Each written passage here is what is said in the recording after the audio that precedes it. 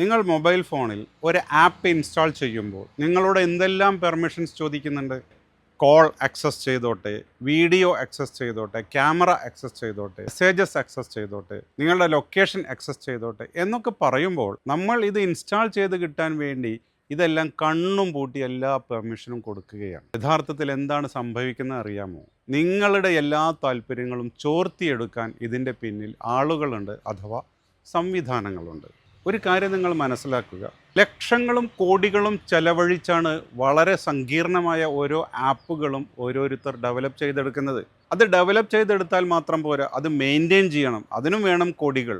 ഒരുപാട് എഞ്ചിനീയർമാർ രാപ്പകൽ ഇതിൻ്റെ പിന്നിലിരുന്ന് ഇതിനു വേണ്ടി കഷ്ടപ്പെടുന്നുണ്ട്. പക്ഷേ ഇങ്ങനെയൊക്കെ ചെയ്തെടുത്ത ഒരു ഉൽപ്പന്നം നിങ്ങൾക്ക് വളരെ സൗജന്യമായി എങ്ങനെ കിട്ടുന്നു? ഒരു ഉദാഹരണത്തിന്, നിങ്ങൾ ഡൽഹിയിലേക്ക് ഒരു ടിക്കറ്റ് ബുക്ക് ചെയ്യുകയാണ്. ഈ ടിക്കറ്റ് ബുക്ക് ചെയ്യുന്നതോടൊപ്പം ഡൽഹിയിൽ എത്തുന്ന സമയം തണുപ്പ് സമയമാണെങ്കിൽ അതിൻ്റെ വിൻ്റർ ക്ലോത്തുകളുടെ അടക്കം പരസ്യങ്ങളാണ് നിങ്ങൾക്ക് വന്നുകൊണ്ടിരിക്കുന്നത്. ഡൽഹിയിലെ ഹോട്ടലുകളുടെ പരസ്യങ്ങൾ, നിങ്ങളുടെ യാത്രയ്ക്ക് ആവശ്യമായിട്ടുള്ള മറ്റ് ആക്സസറീസിൻ്റെ പരസ്യങ്ങൾ, ഇതെല്ലാം നിങ്ങളുടെ ഒരൊറ്റ ടിക്കറ്റ് ബുക്കിങ്ങിലൂടെ മനസ്സിലാക്കുകയാണ്. അപ്പോൾ എങ്ങനെയാണിത് ചെയ്യുന്നത്? നിങ്ങളൊരു ടിക്കറ്റ് ബുക്ക് ചെയ്യുമ്പോൾ നിങ്ങളെ ഒരു ട്രാവൽ ഇൻട്രസ്റ്റഡ് യൂസർ എന്ന ഒരു പ്രൊഫൈലിൽ കൊണ്ടു ചേർക്കുകയാണ്. നിങ്ങൾ ഒറ്റയ്ക്കല്ല ഇവിടെ ഉള്ളത്, അവിടെ ഒരുപാട് ട്രാവൽ ഇൻട്രസ്റ്റഡ് യൂസേഴ്സ് ഉണ്ട്. അങ്ങനെ ഒരു ഗ്രൂപ്പ് ഓഫ് പ്രൊഫൈൽസിനെ ഒരു സെഗ്മെൻ്റായി സൂക്ഷിക്കുകയാണ്. ഇനി യാത്രയ്ക്ക് ആവശ്യമായിട്ടുള്ള എല്ലാ പരസ്യങ്ങളും നൽകേണ്ടത് ഈ സെഗ്മെൻറ്റിൽ ഉള്ള ആളുകൾക്കാണെന്ന് സോഫ്റ്റ്വെയർ മനസ്സിലാക്കുന്നുണ്ട്. മാത്രവുമല്ല, ഇതിനു മുൻപ് നിങ്ങൾ ഏതെങ്കിലും ഒരു ഹോട്ടലിൽ തങ്ങിയിട്ടുണ്ടോ എന്ന് സിസ്റ്റം മനസ്സിലാക്കി വെച്ചിട്ടുണ്ടാവും. അത് ഒരു ഹൈ ക്ലാസ് ഹോട്ടലാണ്, ഒരു 5 സ്റ്റാർ ഹോട്ടലാണെങ്കിൽ ഇപ്പോൾ നിങ്ങൾക്ക് കിട്ടാൻ പോകുന്നത് 5 സ്റ്റാർ ഹോട്ടലുകളുടെ പരസ്യമായിരിക്കും. അപ്പോൾ ഒരു ആപ്പിന് എങ്ങനെയാണത് എല്ലാം കഴിയുന്നത്? ഒരു യൂസറുടെ ബിഹേവിയർ മനസ്സിലാക്കാൻ കഴിയുന്നത്? നിങ്ങളുടെ മൊബൈലിലുള്ള എല്ലാ ആപ്പുകൾക്കും ഇതിനുള്ള സംവിധാനം സ്വന്തമായിട്ടുണ്ടായിരിക്കണമെന്നില്ല. ഗൂഗിൾ പോലെയുള്ള വൻ ഭീമന്മാർ ഇറക്കിയ ആപ്പുകൾക്കൊക്കെ ഒരു പക്ഷേ ഇത് കഴിഞ്ഞേക്കാം. എന്നാൽ ഇതിന് കഴിയാത്ത ആപ്പുകളെ സഹായിക്കാൻ ഒരു എക്സ്റ്റേണൽ SDKകളുണ്ട്, ഒരു തേർഡ് പാർട്ടി SDKകളുണ്ട്. SDK എന്നാൽ സോഫ്റ്റ്വെയർ ഡെവലപ്മെൻറ്റ് കിറ്റ്സ്. ഈ SDKകൾ ഈ മൊബൈൽ ആപ്പുകളിലേക്ക് ഒരു പ്ലഗ് ഇൻ ചെയ്ത ടൂൾ പോലെയാണ് പ്രവർത്തിക്കുന്നത്. അതായത് മൊബൈൽ ആപ്പ് ഉപയോഗിക്കുമ്പോൾ, ആപ്പിൻ്റെ പ്രവർത്തനങ്ങൾ ആപ്പ് ദാതാക്കൾ നിർവഹിക്കുമ്പോൾ ഈ യൂസറുടെ ബിഹേവിയർ പഠിക്കുന്നത് ഈ SDKകളാണ്. അങ്ങനെ SDKകളുടെ കയ്യിലുള്ള ഡാറ്റയാണ് അവർ മറ്റുള്ളവർക്ക് വിൽക്കുന്നത്. ഇനി വെബ്സൈറ്റുകളിലാണെങ്കിലോ SDKകളില്ല. അതിനു പകരം അവർ ഉപയോഗിക്കുന്നത് കുക്കീസാണ്. പല വെബ്സൈറ്റുകളും തുറക്കുമ്പോൾ നിങ്ങളോട് ചോദിക്കാറുണ്ട്, കുക്കീസ് ഞങ്ങൾ ഉപയോഗിച്ചോട്ടെ എന്ന്. ഇത് അതിനുള്ളതാണ്, നിങ്ങളുടെ ബിഹേവിയർ പഠിക്കാനുള്ളതാണ്. നിങ്ങളുടേത് ഒരു ഹൈ വാല്യൂ സെഗ്മെൻറ്റ് പ്രൊഫൈലാണെങ്കിൽ, അതായത് നിങ്ങൾ ആഡംബരവും വില കൂടിയതുമായ വസ്തുക്കളൊക്കെ വാങ്ങി ശീലിക്കുന്ന ഒരാളാണെന്ന് വിചാരിക്കുക. ഇവരാണ് ഹൈ വാല്യൂ സെഗ്മെൻറ്റ് പ്രൊഫൈൽ.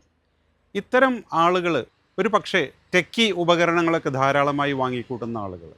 ഇത്തരം ആളുകൾക്ക് പ്രൊജക്റ്റ് ചെയ്തു കൊടുക്കുന്ന ഇത്തരം അഡ്വർടൈസ്മെൻറ്റുകൾക്ക് ചിലവ് കൂടുതലാണ്. കാരണം നിങ്ങൾ എന്ന് പറയുന്നത് ധനാഢ്യനാണല്ലോ. നിങ്ങൾ ഒരു വെബ്സൈറ്റിൽ എന്തെല്ലാം തിരയുന്നു, എത്ര നേരം തിരയുന്ന ഉൽപ്പന്നങ്ങൾ വാങ്ങുന്നുണ്ടോ എന്നുള്ളതൊക്കെ വെബ്സൈറ്റ് സസൂക്ഷ്മം നിരീക്ഷിക്കും. ഇതിനെ ഒരു ഫീഡ്ബാക്ക് ലൂപ്പ് ക്രിയേറ്റ് ചെയ്യും. നിങ്ങൾ വെറുതെ പരതുന്ന ആളാണ്, നിങ്ങൾ കാര്യമായിട്ടൊന്നും വാങ്ങുന്നില്ലെങ്കിൽ പിന്നീട് നിങ്ങൾക്ക് വലിയ പരസ്യങ്ങളൊന്നും പ്രതീക്ഷിക്കേണ്ട, അവ കിട്ടുകയില്ല. കാരണം ഈ ഫീഡ്ബാക്ക് ലൂപ്പ് പറയുന്നുണ്ട് ഇയാൾ കാര്യമായിട്ടൊന്നും വാങ്ങാത്ത ആളാണെന്ന്.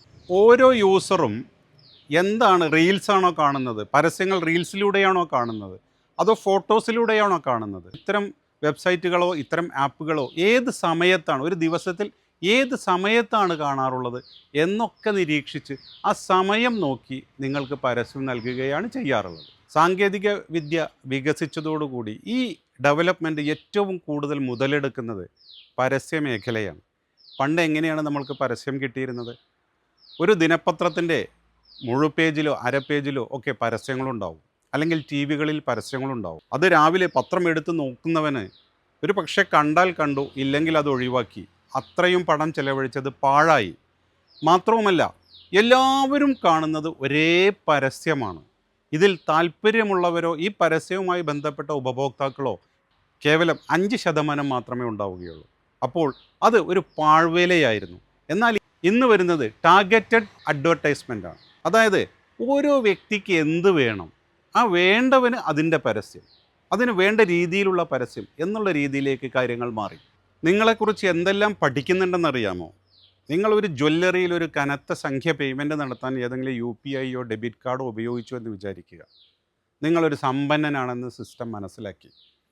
പിന്നീട് അങ്ങോട്ട് നിങ്ങളുടെ വീട്ടിലേക്ക് ഉപയോഗിക്കുന്ന സേഫ്റ്റി എക്യുപ്മെൻറ്റ്സിൻ്റെ പരസ്യങ്ങൾ വരെ നിങ്ങൾക്ക് വരാം. കള്ളന്മാർ വാതിൽ തുറന്നാൽ അലാം മുഴക്കുന്നത്, അതേപോലെ ഫിംഗർ പ്രിൻ്റ് ഉപയോഗിച്ച് വാതിൽ തുറക്കുന്നത്, വളരെ വില കൂടിയ എവിടെയും ഒളിപ്പിച്ച് വെക്കാൻ പറ്റുന്ന ലോക്കറുകൾ, ഡിജിറ്റൽ ലോക്കറുകൾ ഉണ്ടാക്കുന്നത്. ഇങ്ങനെയാണ് ഒരു യൂസറുടെ ബിഹേവിയർ ഇവർ മനസ്സിലാക്കിയെടുക്കുന്നത്. മറ്റൊന്നാണ് ജിയോ ടാർഗറ്റിംഗ്. നേരത്തെ പറഞ്ഞ പോലെ ഒരാളെ പിന്തുടരുകയാണ് ചെയ്യുന്നത്. ഇയാൾ എങ്ങോട്ടാണ് പോകുന്നത്? ഉദാഹരണത്തിന്, നിങ്ങൾ ബാംഗ്ലൂരിലെത്തി എന്ന് സിസ്റ്റം മനസ്സിലാക്കിയാൽ, എങ്ങനെ മനസ്സിലാക്കി?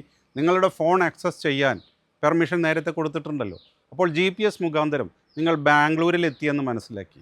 ഒരു പക്ഷേ നിങ്ങൾക്ക് അടുത്തതായി കിട്ടാൻ പോകുന്നത്, ട്രെയിൻ മുഖാന്തരമാണ് ചെല്ലുന്നതെങ്കിൽ നിങ്ങൾക്ക് അടുത്തതായി കിട്ടാൻ പോകുന്നത് റാപ്പിഡോ എന്ന് പറയുന്ന ബൈക്ക് ടാക്സി സർവീസിനെ കുറിച്ചായിരിക്കും.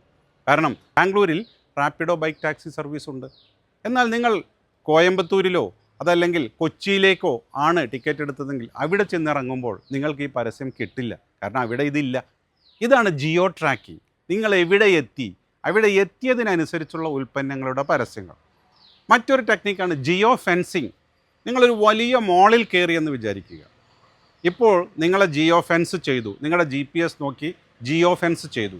ആ ജിയോ ഫെൻസ് ചെയ്തതോടുകൂടി ആ മോളിൽ എന്തെല്ലാം ഉൽപ്പന്നങ്ങളുണ്ട് എന്ന് കൃത്യം സിസ്റ്റം നിങ്ങൾക്ക് പറഞ്ഞു തരും. അവിടെയാണ് ഇതാ right in front of you, right the corner എന്നൊക്കെ പറഞ്ഞ് ഈ സാധനങ്ങൾ നിങ്ങൾക്ക് പറഞ്ഞു തരുന്നത്. ഇനി മറ്റൊന്നാണ് ആഡ് പേഴ്സണലൈസേഷൻ. അതായത് നിങ്ങളൊരു വെബ്സൈറ്റിൽ എന്തെങ്കിലും ഓർഗാനിക് ആയിട്ടുള്ള ഒരു പ്രോഡക്റ്റ് തിരഞ്ഞു എന്ന് വിചാരിക്കുക. ഓർഗാനിക് ടീയോ അങ്ങനെ എന്തെങ്കിലും തിരഞ്ഞു എന്ന് വിചാരിക്കുക. ഉടൻ തന്നെ സിസ്റ്റം മനസ്സിലാക്കുന്നു നിങ്ങൾ ഒരു ഓർഗാനിക് പ്രോഡക്റ്റ് ഇഷ്ടപ്പെടുന്ന ആളുകളാണ്. ഇനി ഇതുമായി ബന്ധപ്പെട്ട മറ്റു ഓർഗാനിക് പ്രോഡക്റ്റുകൾ, ഓർഗാനിക് മരുന്നെന്ന് പറയും, ഓർഗാനിക് ഫുഡ് സപ്ലിമെൻ്റ് എന്നൊക്കെ പറഞ്ഞ്, അതല്ലെങ്കിൽ ഓർഗാനിക് ഹണി എന്നെല്ലാം പറഞ്ഞിട്ടുള്ള ഇതുമായി ബന്ധപ്പെട്ട മറ്റു കാര്യങ്ങളായിരിക്കും ഇനി നിങ്ങൾക്ക് സിസ്റ്റം പറഞ്ഞു തരിക. അതേപോലെ നിങ്ങൾ ഒരു ജിമ്മിൽ പോകുന്ന ആളാണ്. ഇനി അടുത്ത് വരാൻ പോകുന്നത് നിങ്ങൾക്ക് പ്രോട്ടീൻ സപ്ലിമെൻറ്റുകളെ കുറിച്ചായിരിക്കും, നിങ്ങളുടെ മസിൽ ബലപ്പെടുത്താനുള്ളതായിരിക്കും, അതേപോലെ നിങ്ങൾക്ക് സ്വയം എക്സർസൈസ് ചെയ്യാനുള്ള ഉപകരണങ്ങളുടെ പരസ്യങ്ങളായിരിക്കും. ഇതാണ് ആഡ് പേഴ്സണലൈസേഷൻ. മറ്റൊന്നാണ് റിയൽ ടൈം ബിഡിങ്, RTB. അതായത് നിങ്ങൾ ഒരു യാത്രയ്ക്കുള്ള ട്രോളി തിരഞ്ഞു വെബ്സൈറ്റിൽ, ഉടൻ തന്നെ നിങ്ങളൊരു ട്രോളി വാങ്ങാൻ നിൽക്കുന്നു എന്ന് ഇവർക്ക് മനസ്സിലാവുകയാണ്. ആ ട്രോളി വാങ്ങാൻ നിൽക്കുന്ന സമയത്താണ് മറ്റനേകം കമ്പനികളുടെ ട്രോളികൾ നിങ്ങൾക്ക് പ്രൊജക്റ്റ് ചെയ്ത് കിട്ടുന്നത്. ഇതിൻ്റെ പേരാണ് റിയൽ ടൈം ബിഡിങ്. ഇത്തരം റിയൽ ടൈം ബിഡിങ് നടത്തുന്ന അഡ്വർടൈസ്മെൻറ്റുകാർ കൂടുതൽ പണം നിർമ്മാതാക്കളിൽ നിന്ന് ഈടാക്കും.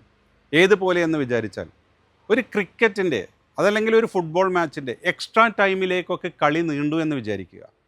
വളരെ സെൻസേഷണൽ മൊമെൻറ്റ്സാണ് ആ സമയത്തുണ്ടാകുന്നത്. അവിടെ എല്ലാവരും അത് കാണാൻ ഇരിക്കുന്നുണ്ടാവും. മാത്രവുമല്ല, ആ ഇരിക്കുന്ന സമയത്ത് അവർ പരസ്യങ്ങൾ വന്നാൽ അത് സ്ക്രോൾ ചെയ്ത് മാറ്റുകയില്ല എന്നവർക്ക് ഉറപ്പാണ്. അത്തരം സമയത്ത് നൽകുന്ന പരസ്യങ്ങൾക്ക് കനത്ത വില നൽകേണ്ടി വരും. ഇതിനൊന്നും കൂടുതൽ സമയമെടുക്കുന്നില്ല. നിങ്ങളുടെ ജിയോ ഫെൻസിങ്ങിനോ റിയൽ ടൈം ബെഡിങ്ങിനൊക്കെ ഒരു മില്ലി സെക്കൻഡ് മാത്രമേ എടുക്കുന്നുള്ളൂ. കാരണം ഇത്തരം യൂസേഴ്സിൻ്റെ സെഗ്മെൻറ്റ് സിസ്റ്റത്തിൽ റെഡിയാണ്. ഇങ്ങനെ റിയൽ ടൈം ബിഡ് ചെയ്തോളാനുള്ള പെർമിഷൻ ഈ ഉൽപ്പന്ന നിർമ്മാതാക്കൾ ഇവർക്ക് നൽകിയിട്ടുമുണ്ടാവും. അത് അവരുടെ ശേഖരത്തിലുണ്ട്.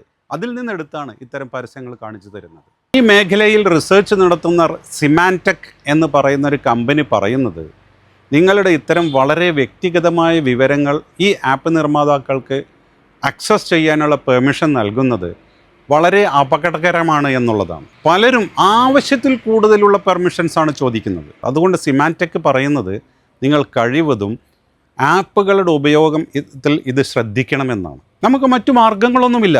ആപ്പുകൾ ഇൻസ്റ്റാൾ ചെയ്യാതെ മൊബൈൽ ഇന്ന് നമുക്ക് ഉപയോഗിക്കാൻ കഴിയില്ല. കാരണം ഒരു ഫോൺ വിളി ഉപകരണത്തിനപ്പുറമാണ് ഇന്ന് നമ്മുടെ മൊബൈൽ. പക്ഷേ നമുക്ക് ആപ്പുകൾ ഇൻസ്റ്റാൾ ചെയ്യുമ്പോൾ അത് അംഗീകൃത കമ്പനികളുടെ ആപ്പുകളാണ്. ഗൂഗിൾ പോലെയൊക്കെയുള്ള കമ്പനികളുടെ ആപ്പുകളാണെന്ന് നമുക്ക് ഉറപ്പാക്കാം. സർക്കാർ ആപ്പുകളാണ് എന്ന് നമുക്ക് ഉറപ്പാക്കാം. റെയിൽവേയുടെയോ അതുപോലെയുള്ള ആധികാരികമായ ആപ്പുകളാണെന്ന് നമുക്ക് ഉറപ്പാക്കാം. ഇത്തരം ആപ്പുകളും നമ്മളോട് ചോദിക്കുന്നുണ്ട്. പെർമിഷൻ ചോദിക്കാതെ ഒരു സർക്കാർ ആപ്പ് പോലും നിങ്ങൾക്ക് ഇൻസ്റ്റാൾ ചെയ്യാൻ കഴിയില്ല. പക്ഷേ അപ്പോഴും നമുക്ക് അവരെ വിശ്വസിക്കാം. കാരണം നമ്മുടെ കയ്യിൽ നിന്ന് ശേഖരിക്കുന്ന ഡാറ്റ അവർ നമുക്കെതിരായ കാര്യങ്ങൾക്ക് ഉപയോഗിക്കുകയില്ല എന്നൊരു വിശ്വാസം അവരെക്കുറിച്ചുണ്ട്. ഈ വിശ്വാസം പലപ്പോഴും മറ്റ് തരം ആപ്പുകൾക്ക് ഉണ്ടായിക്കൊള്ളണമെന്നില്ല. അതുകൊണ്ട് വിശ്വാസ്യതയുള്ള ആപ്പുകൾ മാത്രം ഉപയോഗിക്കുകയും അല്ലാത്ത കാര്യങ്ങൾക്ക് വെബ്സൈറ്റ് ഉപയോഗിക്കാമല്ലോ. വെബ്സൈറ്റിൽ കയറി അതിൻ്റെ സങ്കീർണതകളിലേക്ക് പോകാതിരിക്കാൻ വേണ്ടിയാണല്ലോ ഒരു വിരൽ ഞെക്കിയാൽ നമുക്ക് തുറന്നു വരുന്ന ആപ്പ് എന്ന ആപ്ലിക്കേഷൻ രൂപകൽപ്പന ചെയ്തത്. ആ എളുപ്പത്തിന് പ്രത്യുപകാരമായി അവർ നമ്മുടെ കയ്യിൽ നിന്ന് ഇത് വാങ്ങുകയാണ്. കുക്കീസ് മുഖാന്തരം നമ്മുടെ വ്യക്തിഗത ബിഹേവിയർ പരിശോധിക്കുന്നുണ്ടെങ്കിലും അവർക്കൊരിക്കലും നമ്മുടെ ഫോട്ടോ കാണാൻ കഴിയില്ല, നമ്മുടെ ഫോൺ റെക്കോർഡിൽ എന്താണ് സംസാരിക്കുന്നതെന്ന് കേൾക്കാൻ കഴിയില്ല, നമ്മുടെ വീഡിയോ എന്താണെന്ന് കാണാൻ കഴിയില്ല, നമ്മുടെ ഫോൺ മെമ്മറിയിൽ എന്തൊക്കെയുള്ളതാണ് എന്നുള്ള ആക്സസ് ഒന്നും വെബ്സൈറ്റുകൾക്ക് കഴിയില്ല. അതുകൊണ്ട് അവർ നമ്മുടെ യൂസർ ബിഹേവിയർ പഠിക്കുന്നതിന് ഒരു പരിമിതിയുണ്ട്. ആപ്പുകൾ എന്ന് പറയുന്നത് വളരെ ലളിതമായി നമ്മളെ സഹായിക്കുന്ന ടൂളുകളാണെന്ന് മനസ്സിലാക്കുന്നതോടൊപ്പം കർട്ടന് പിന്നിൽ അവർ മറ്റു ചില ജോലികൾ ചെയ്യുന്നുണ്ട് എന്നുകൂടി മനസ്സിലാക്കുന്നത് ആണ് തികച്ചും ബുദ്ധിപരം. Okay, thank you.